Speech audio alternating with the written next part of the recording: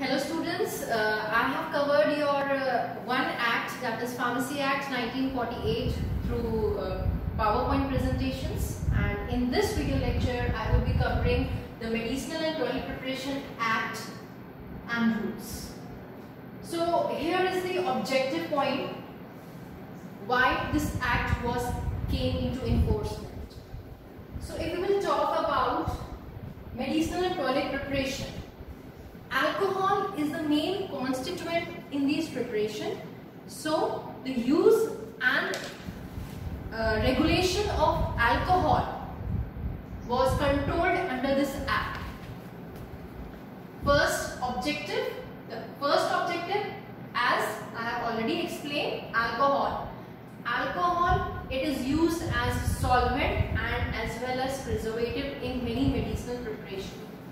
So the regulation is very much important in our medicinal industry. If we talk about general people and about alcohol and their concept, general public used alcohol as euphoric drug which provide pleasure to them, and it was abusive in public speaking and it was not found to be a good use. But as it is used in the manufacture of many medicinal and toilet preparations, its usage and regulation has to be controlled. Alcohol have a sedative effect. It has effect on a human brain. So the control was done by state government, and as we all know, as the state varies, the rules and regulation varies from state to state, which leads to smuggling. Because अभी smuggling को अगर हम concept को समझेंगे, क्यों? क्योंकि अगर किसी स्टेट में अल्कोहल की कॉस्टिंग कम है और किसी स्टेट में अल्कोहल का जो भी हम ल्यू लगा रहे हैं या टैक्स लगा रहे हैं वो ज्यादा है, तो वो क्या करेगा? अपनी कॉस्टिंग को इंक्रीज करने के लिए जहां से कॉस्टिंग कम थी वहां से वो खरीदना या इसका एक्सपोर्ट उसका ट्रांजैक्शन स्टार्ट हो जाएगा, तो वो भी एक सही चीज नहीं है। इसलिए ये एक्ट बना था जिसने सारे स्टेट्स को एक कॉमन गाइडलाइंस, कॉमन रूल्स दिए थे ताकि अल्कोहल का utilization in medicinal field properly हो सके। तो ये पॉइंट हमने कवर कर लिया है, दैट इज इंटरस्टेट स्मगलिंग, उसके रेट्स या क्रैब ईवल, जो भी चीजें उसकी वजह से खराब हो रही थी, जो भी पॉइंट्स डेवलप हो रहे थे, उन चीजों को हम कंट्रोल कर सकें। Medicinal and toilet preparation act इसलिए आया था 1955 में, इसको बनाना शुरू किया गया था, इसके रूल्स 1956 में आए थे और फाइनली इसको इम्प्लीमेंट किया गया था 1 April 1957। We all know 1 April is a fools day, तो आप इसको अच्छी तरीके से याद कर सकते हैं। अल्कोहल कहाँ यूज होता है? मेडिसिनल एंड टॉयलेट प्रिपरेशन में, और वो उसको पी के क्या होता है? फूल बन जाते हैं। तो इसलिए 1 April 1957 can be easily learn. इस कंसेप्ट से अगर आप इस डेट को याद करेंगे तो ये आसानी से याद हो जाएगा। ये रूल्स बनाना शुरू हुआ 1955 में, इसके रूल्स बने 1956 में और फाइनली इसका इनैक्टमेंट स्टार्ट हुआ 1 अप्रैल 1957। क्यों बनाया गया? मेन उद्देश्य ये तो आपने पूरा पढ़ लिया कि क्या क्या प्रॉब्लम्स थी, इस वजह से हमने इसको डेवलपमेंट लाए। The main point is collection of levy. एक ये वर्ड है लेवी, जो आप काफी बार इस एक्ट में यूज करेंगे, and this term levy stands for collection of fees, excise, duties. ये सारे जो है ये आपस में सिनोनिम है। If we say to collect the excise duty on medicinal preparation goods, इसका मतलब भी क्या है कि टू कलेक्ट द फीस या आपका जो भी उसका लीवी है वो कलेक्ट करना। Duties of excise of drugs, और ड्रग्स कौन कौन सी इसमें इंक्लूड होंगी? जो भी जिसमें भी अल्कोहल होगा या नार्कोटिक्स प्रेजेंट।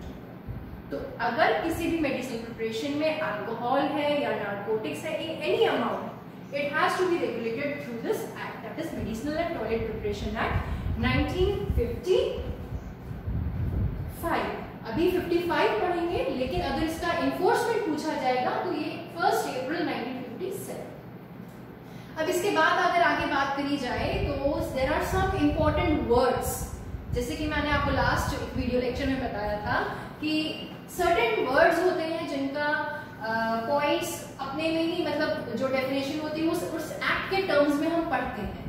तो यहाँ पर अगर क्वेश्चन अराइज होता है व्हाट आर टॉयलेट प्रिपरेशंस, या व्हाट आर नार्कोटिक ड्रग्स, या what are bonded manufacturing, so you have to be clear with these words, जिसमें कि ये सारे आपको पॉइंट्स क्लियर होंगे कि अगर हम मेडिसिनल टॉयलेट प्रिपरेशन एक्ट पढ़ रहे हैं तो उसके मतलब में अल्कोहल का मतलब क्या है। Alcohol is a general term जो कि सबको पता है, it is an organic solvent, but in case of medicinal toilet preparation में अगर वहाँ कुछ पॉइंट उसका कंसंट्रेशन चेंज हुआ या उसकी प्रॉपर्टी चेंज हुई तो वो चीजें यहाँ उस वर्ड्स में स्पेसिफाइड है। तो one by one I will be describing it. पहला पॉइंट इज अल्कोहल। अल्कोहल क्या है? A solvent which is used as solvent and preservative in these preparation, medicinal toilet preparation, and has an organic formula of C2H5OH, ethyl alcohol. Coming to the next, that is dutiable goods. Dutiable goods, वो सामान जिसके ऊपर duties हम charge कर सकते हैं। Duties मतलब excise duties, and excise duties in other words जिसमें हम लेवी चार्ज कर सकते हैं। Those goods which are prepared from alcohol or narcotics and are subjective for excise duties or levy.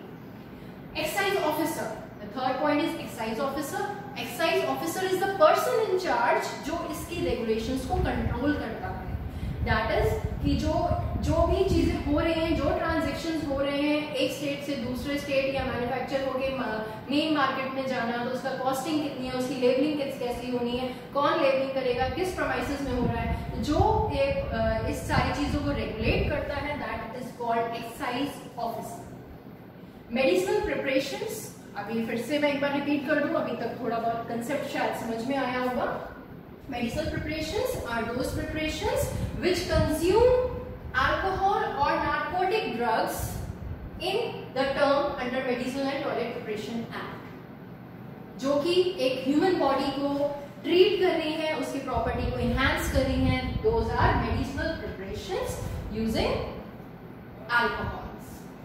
Toilet preparation again, एक छूट गया है, नार्कोटिक ड्रग्स। नार्कोटिक ड्रग्स वो ड्रग्स होते हैं जैसे कि ओपियम हुआ, अफीम हुआ, जो कि एक ह्यूमन डिपेंडेंसी को कॉज कर देते हैं। अगर हम इनका इंटेक करेंगे लार्ज अमाउंट में तो may be it is poisonous, but अगर हम थोड़े अमाउंट में यूज करते हैं तो ये ह्यूमंस को जो उनका फंक्शनिंग होता है वो डिपेंडेबल उनको बना देते हैं। They are not in the proper functions और उनको डिपेंडेंसी फील होती है।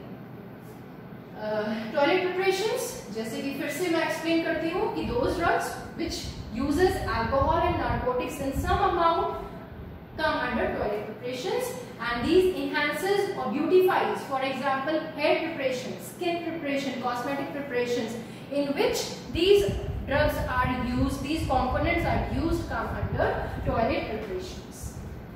Bonded manufacturing, that means the premises, the area in which it is manufactured, stored, labeled and dispensed, that is bonded manufacturing, and whose excise duty is not paid, जो कि main difference है कि जिसकी excise duty paid नहीं होती है। नीचे same word है नॉन बॉन्डेड मैन्युफैक्चरिंग, मतलब सेम है, बस इसका यहाँ पर डिफरेंस क्या आ जाएगा कि जिसकी ड्यूटीज पेड है, मतलब यहाँ पे जो एक्साइज ड्यूटीज का कलेक्शन होता है वो पेड है।